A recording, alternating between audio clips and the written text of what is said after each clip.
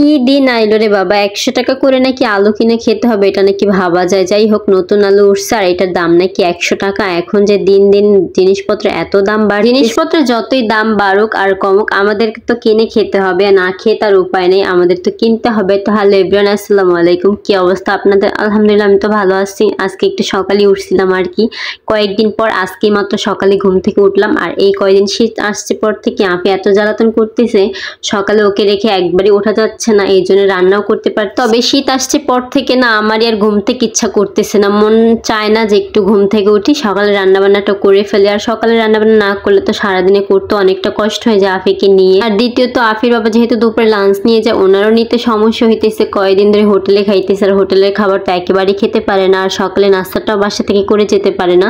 তো ভাবলাম যে ওকে রেখে আমাকে কষ্ট করে হলো সকালে উঠতে হবে। তবে আজকে উঠছি, তো আবার ও কান্নাকাটি করতেছে, ওর সাথে আবার ঘুমিয়েছিলাম। পরে আবার রাত উঠে তাড়াহুড়ো করে রান্নাটা করতে হয়েছে আর কি। আর আলুর যে দাম বাড়তেছে বাবারে বাবা। তবে আমাদের ফ্যামিলিতে একটু আলু বেশি খায়, মানে আফি একটু আলু বেশি খায়, ওর জন্য আর কি আমাদের তরকারিতে আলু দিতেই হবে। তবে আজকে আমি আলু দিয়ে কাসকি মাছ রান্না করবো। আর এখানে শাক বসাই দিছি, শাকটা হয়ে গেছে।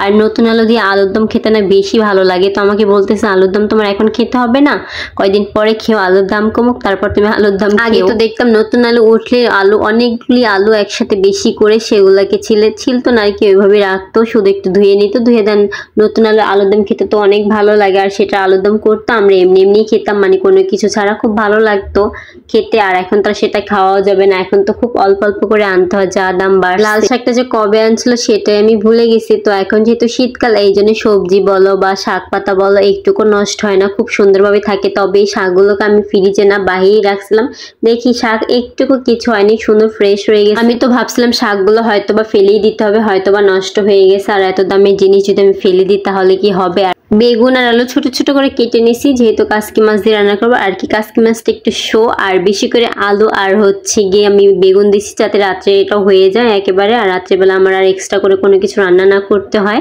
এখানে আমি মাছ অল্পই নিয়েছি, মাছটাকে আমি লবণ দিয়ে ভালো করে ধুয়ে নিতেছি। এই মাছটা অতটাও ভালো করে ধোয়া লাগে না, ওই হালকা পাতলা একটু ধুইলেই হয়। এখন তো সবাইকে দেখি যে কাঁচি দিয়ে সুন্দর করে কাঁচামরিচ ফেলে দিতেছে, তো আমার কাছে না জিনিসটা বেশ ভালোই লাগে। তো আমার কাছে এই কাঁচিটাই ছিল, তো আমিও না কাঁচামরিচগুলো ফেলে দিতেছিলাম। আর খুব ভালোই লাগে, ভাবছি আরো কয়েকটা কাঁচি কিনে নিব সুন্দর সুন্দর দেখি। আর অনেক রকমই তো আছে দেখলাম। আমার এই ছোট্ট সংসারটা যে কত কিছু কিনতে হবে আল্লাহই জানে, আমি যত কিনতেছি তত যেন আমার কেনা শেষই হচ্ছে না।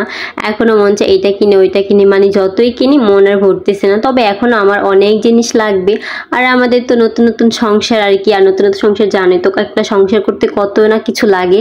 তবে আমার এখনো অনেক কিছু কেনার বাকি, তবে ইনশাল্লাহ আস্তে আস্তে কিনে ফেলবো। একবারে তো আর কোনো জিনিস করা যায় না, একটু একটু করেই সংসারটাকে গুছিয়ে নিতে। তবে আমাদের নতুন সংসার বললে ভুল হবে, সংসার প্রায় আমাদের 1 বছর হয়ে গেছে। আর এখন আমাদের ছোট্ট সংসার, এখন তো কত কিছু করে ফেলছি, আর একটু একটু করেই তো করতে হবে, কেউ তো আর একবারে এত কিছু করতে পারে না। তবে আমরা যত কিছু কিনে না কেন, আমরা মেয়েরা যখন যেটা দেখি ওটা আমাদের লাগবে। আর এখন তো আমাদের সাংসারিক জিনিসের প্রতি, মানে রান্না বান্নার জিনিসের প্রতি এত মোহ জাগছে, জানি না কেন। মানে যখনও কোথাও যাই তখন রান্নার এটা দেখলে ওইটা দেখলে সবকিছু আমার কিনতে ইচ্ছা করে। এই ছোট মাছগুলো আমি যতবারই রান্না করছি না কেন খুব ভালো লাগছে। আর আমি বেশিরভাগ বেগুন দিয়ে রান্না করছি, তো আমার ফ্রিজে যা ছিল তাই দিয়ে রান্না করছি, আর ভালোই লাগছিল। আজকেরটা অনেকটা মজা হয়েছে, আর জলপাই দিলে তো আরো বেশি ভালো লাগে। আর আরেকটা কথা, আমি কিন্তু তোমাদের রান্না বান্না শিখাই না, আমি যা প্রতিদিন যা রান্না করি সেটাই আমি তোমাদের সাথে শেয়ার করি। আমার ভালো লাগে তো তোমাদের ভালো লাগলে তোমরা দেখবা, না ভালো লাগলে তোমরা স্কিপ করবা। আজকে তো অনেক বকবক করলাম, তো আরো আমার বকবক শুনতে হলে তোমার পরবর্তীগুলো ভিডিও দেখতে হবে। তো আজকের মতো এই পর্যন্তই, দেখা হবে নেক্সট কোনো ভিডিওতে। আল্লাহ হাফেজ।